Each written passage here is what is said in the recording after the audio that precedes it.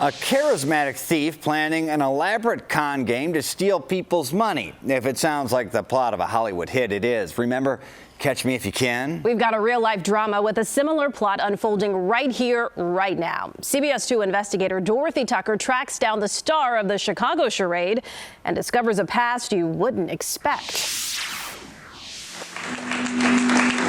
There is clearly something special about Candace Clark. Good afternoon. She often stands before a room full of admirers. I appreciate people wanting the same things that I'm wanting and looking for justice the same way that I'm looking for justice. Her resume boasts an undergrad degree in criminology from UIC, an MBA from DePaul, prestigious positions in community service. Director Clark has created a new program called the Robbins Reconstruction Act. All of this is impressive. None of it is true. The UIC degree? Never happened. MBA from DePaul? Nope. All these jobs? No record. Community service? No history. Then raise your right hand. So why is Clark standing before a judge taking an oath? I, Candace Clark. Not just once, but often. Affirm. February, May, and November. And the laws of the state of Illinois. Candace Clark is the first African-American woman to hold the Director of Special Investigations position in the state of Illinois. But this is all fake. There is no such position in the state of Illinois. We must document this occasion. So who are these people, and why are they attending a phony ceremony? Why? Because Candace Clark hired them. Rich Daniels, City Lights Orchestra. Singer Suzanne Palmer. In the audience, extras sent by a local casting company. And repeat after me. Remember the judge? And raise your right hand. Independent film actress Jamie Newell. You burned a building down with a lame stunt. Just another minute, folks. Newell actually helped produce some of the ceremonies, design the flyers, and introduce Clark to other performers, a decision she now regrets. It really broke my heart. Newell says she fell for the elaborate tale Clark weaved about judges and state officials I, Candace Clark. not being available for Clark's swearing-in ceremonies, so she was given permission to hire actors. In order for her to begin her job with the state, she needed to be sworn in, and that the swearing-in needed to be videotaped. There was just something about her that made you like her? Yeah. Yeah. And I'm honored to. I felt proud that she was the first African American in this position. A pleasure and a privilege. And to know that it was all a fake, a hoax. In addition to the emotional hit, Newell's pocketbook took a punch. No, nobody has been paid. Add up what Clark owes Newell, the singers, musicians, casting company, sign language interpreter, and extras. It's nearly $21,000. In late October, Newell finally learned from a friend Clark never worked for the government and everyone had been duped. I was blown away. I was mortified. I was shocked. I don't understand people that do stuff like this. You have to be scratching your head by now and wondering, why did Clark do this? What was she after? I went undercover at one of the ceremonies looking for answers. My iPhone video is a little shaky because I'm nervous as Clark is walking toward me. I think I've been made. I'm sorry, but this is supposed to be invitation only. She couldn't figure out how she knew me, but she knew she didn't hire me. She politely asked me to leave. And we don't even know who invited you, so. I was kicked out. No problem. I left, but soon returned to confront Clark. There's a civil suit against you. People were trying to find you. Get out of my face. Can you guys stop? No, I'd like her to answer some questions. I'm gonna The main question, why produce this elaborate hoax?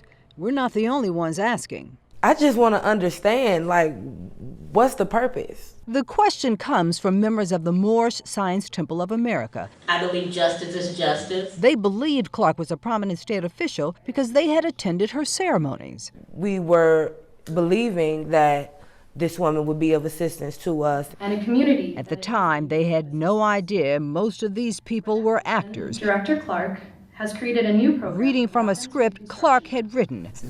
Then one of them came across this Facebook post calling Clark a scammer. They now wonder if they were her next target. Very displeased. Just very displeased.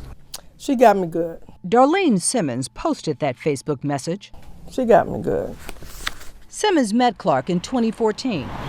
At the time, Clark was pretending to be a real estate agent, showing her several places. So Simmons had poor credit, so Clark offered to use Simmons' money but put the house in her name. The following year, she'll have it turned over in my name. As you might imagine, Simmons never got a new home, and she ended up losing $73,000 to Clark.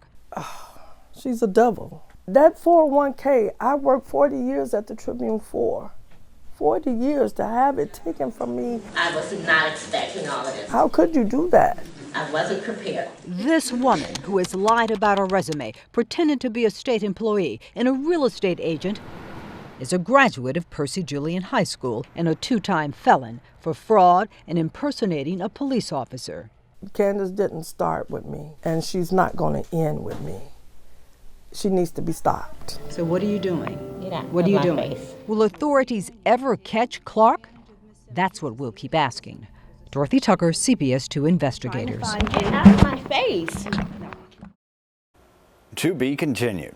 The state police tell us it's against the law to simply impersonate a state official, even if the office doesn't exist. That agency is investigating Clark along with the Chicago police. We've also learned the FBI has questioned at least one group Clark claimed to be affiliated with. It's a beautiful house. My husband bought for me. You can hear the joy in Fiore Hedera's voice when she talks about her Lincoln Park home. It is bright, big. It's 5 bedrooms, 5 baths, 3 hot tubs, more than $2 million of luxury living. I love the house. She may love it, but she can't live in it. It is painful, very painful. This woman is the source of Hedera's pain. Her name is Candace Clark. Hedera rented the house to Clark last September because she and her husband needed to finish up some business in Palatine. The plan was to move back this summer. I wanted to see her in jail. That's it. Clark signed a lease to pay $9,000 a month. She hasn't paid 1 penny. We lost almost $50,000. This property owner, who chooses not to be identified, rented his house to Clark last July. It's a $5 million home, also in Lincoln Park. Clark was here for 3 months before moving into Hedera's house. We were watching $10,000 go out the door every month because she wasn't paying her rent. Clark has a history of not paying rent. In 2016, she lived rent-free in this Oaklawn house for 10 months. In 2018, she spent 4 free months in an Edgewater home. But someone comes to live just free. This is criminal. Hedera's realtor recommended Clark based on her lease application. She worked at the Illinois Advocacy Center, made $288,000 a year, and had a credit score of 734. The problem? None of this was true. In fact, the Social Security number Clark entered, stolen, according to Chase Bank. Here's proof Clark has a history of creating fake documents. Remember the house in Oak Lawn? She left all this behind. Look at this. She printed out a background report and then glued her name to the email line. Here, she printed out somebody else's pay stub, taped on a company name, glued her name, and the date. She basically cut out and pasted a big lie that landlords and realtors fell for. And I was a rookie. She was a pro. This realtor wants to remain anonymous because, quite frankly, he's a little embarrassed. We did miss things because we didn't dot all the I's and cross all the T's. By the time everyone realized Clark was a phony, they'd given her the keys to their homes in exchange for a security deposit. And then, in Hedera's case, it was $18,000. As you might have guessed, the checks bounced. It was fraud. Excuse me, are you Candace? When we staked out Hedera's house, Dorothy Tucker would like to have an interview with you. A CBS 2 photographer recently caught Clark carrying groceries inside. These are just the latest victims Clark is accused of scamming. So right about now, you're asking yourself, why isn't this woman in jail? And I'm honored to... That's a question many of Clark's victims are asking, especially since they filed complaints with the Chicago police. I didn't get a satisfactory answer. It was very frustrating. We also can't get answers. Chicago police will only confirm they are investigating. Remember the judge? So what's taking so long? Most of these people... We showed our story to CBS 2 legal consultant Irv Miller. Why haven't police arrested her in the past? Because Financial crimes take a lot of time to investigate. In Clark's case, Miller says authorities could be looking at state and federal violations, including theft, fraud, impersonating a public official, identity theft, mail fraud. They need proof, evidence, documentation to prosecute. Whether it be from banks or a government agency like the Secretary of State, law enforcement has to get it right. While Hedera waits for law enforcement to act, she's taken Clark to court. But the eviction process takes time, something Hedera is not sure they have. It is so hard for us. Clark owes Hedera more than $30,000 in back rent, money Hedera needs to cover the mortgage. We are just scared. Maybe the bank will take the house. We can't afford it now. The CBS 2 investigators have been telling you about the twisted tale of scams this woman is accused of orchestrating. Tonight, our Dorothy Tucker reveals how she helped track down Candace Clark. This morning, Chicago police finally arrested Candace Clark, the accused serial scammer. I've been tracking her trail of lies and talking to her victims for weeks, listening to their emotional and painful stories of losing thousands of dollars to Clark. Now, they're crying tears of joy. My supervisor called me, and I can hear her, "Darlene, they got her, they got her." Police got Clark, nailed her at a Gold Coast Starbucks. Before I knew it, I couldn't hold back the tears. Darlene Simmons was one of Clark's victims in a home buying scheme. She says Clark pretended to be a real estate agent, showing her multiple properties. In the end, Simmons says Clark swindled her out of her $73,000 life savings. I'm between a rock and a hard place, but right now, I don't mind being there because they got her. Clark got caught just after 10 a.m. Police called her cell. She answered while inside the Starbucks. They say she was wearing a hat, T-shirt, and carrying fake IDs. They got her, and no, I can't do this. The timing of her arrest, shortly after my previous stories appeared on TV and in social media, is no surprise to CBS 2 legal analyst Irv Miller. I think the fact that you're doing this and letting the public know about it will light a fire under the police department. This is called a heater case now that Channel 2 is interested in this particular topic. While authorities continue to investigate Clark behind bars, we continue to hear from other victims, some who say they were scammed by Clark 20 years ago, which means there's more to this story. For the second time in a week, accused con artist Candace Clark is a no-show in court. Last Saturday, she suffered chest pains and was rushed to the hospital. Today, a mix-up in the sheriff's office delayed her transfer from jail to the courtroom. While Clark weaves her way through the legal system, CBS 2 investigator Dorothy Tucker discovers more victims, more evidence, and more pain Clark leaves behind. The thunderous knock Sheriff's Department, come to the door. Of Cook County Sheriff's officers. An intimidating sound to most. Hello? Sweet music to Fiore Hedera's ears. Now I am happy. It happened today. I can't. You see, Sheriff's Department, on left. this is her house. Hello, Sheriff's Department. And sheriff's officers are here to help her take it back. So to finally be here. Yeah, this is a nice feeling. But the 5-bedroom, 5-bath, $2.5 million mini mansion is not the house Hedera left. I can't believe it. Liquor bottles litter the floor. Wow. It reeks of cigarette smoke, spoiled food. They damaged everything. Didn't clean. The back door? They broke it. And they left behind many of their belongings, including something you won't believe. Hedera found this printer, and then there were these. Phony Bank of America checks, each one of them with the same check number. What was Clark up to? You decide. Here's what we do know. At least 2 of Clark's victims showed us bounced checks with the same check number as the fake ones found in the house. We lost almost $50,000. Hedera is not the only homeowner Clark is accused of swindling. Since 2016, the CBS 2 investigators confirmed Clark has been evicted from 8 locations, modest condos to luxury mansions, cheating landlords out of nearly $250,000. We also found evidence Clark was trying to rent another house when our ongoing investigation finally led to her arrest at this Gold Coast Starbucks last week. We thought these were the only victims, but our investigation prompted calls from several more. She's evil.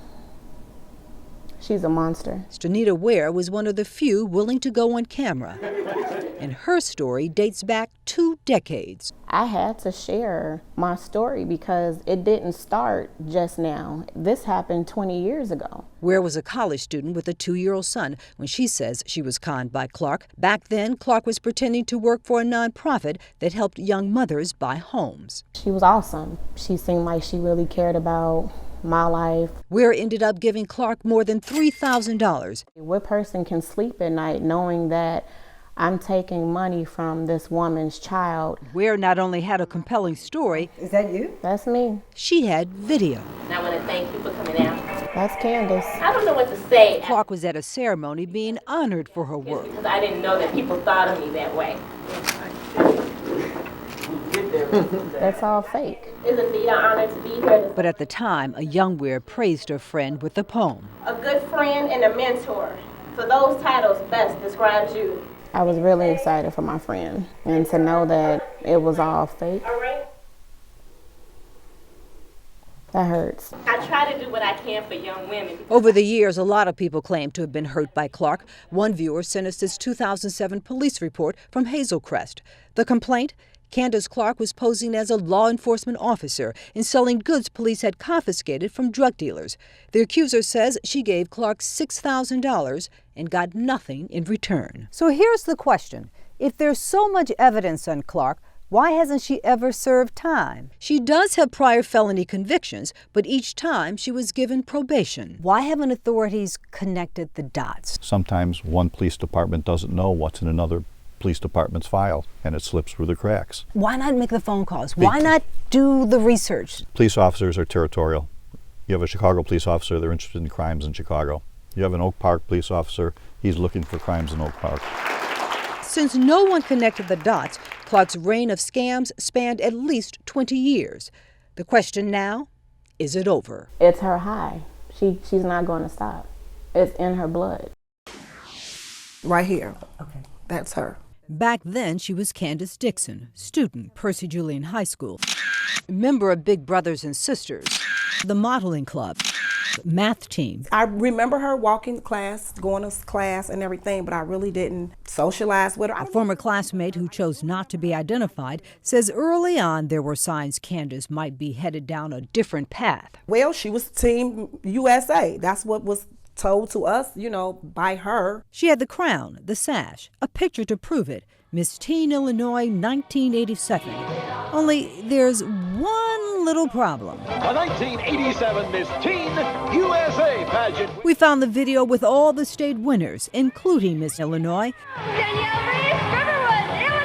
Surprise, surprise, it was not Candace. The supposed beauty queen, Candace, is now in court facing 5 felonies. And the laws of the state of Illinois. One for impersonating a state employee. And that I will faithfully. Clark pretended to be the new director of special investigations for the state of Illinois. I can't Clark. She produced 6 fake ceremonies where she hired more than 50 performers and never paid the nearly $21,000 she promised. I was not expecting all of this today. Excuse me. Clark also faces 4 theft charges. She's accused of scamming her way into 2 multi-million-dollar homes and never paying a cent in rent. Sheriff's Department! Clark was eventually evicted, Anybody home? but left owing the homeowners more than $80,000. The people behind the felonies are just a fraction of those accusing Clark of fraud. She's evil.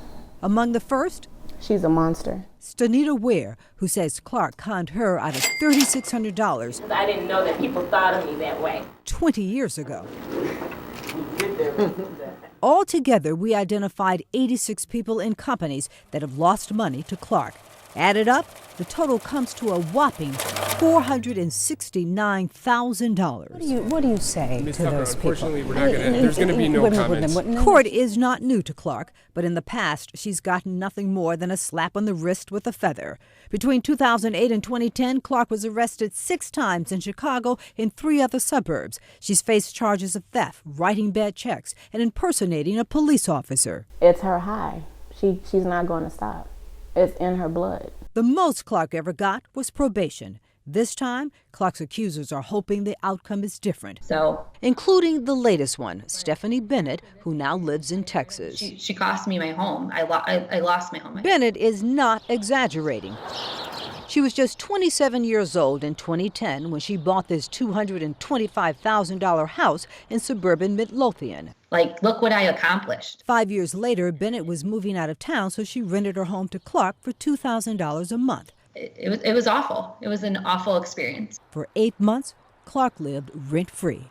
When she left, the place was a mess, and Bennett was $16,000 in the hole. I couldn't keep up with the payment of someone trashing my home and then the repairs that would need to be done. I had to go into foreclosure. And then Bennett now echoes what others have said when asked about Clark's future and the next place she should call home. Behind bars for a while, a long while. Why do you say they're wrong? We apologize. Currently, there's no comment.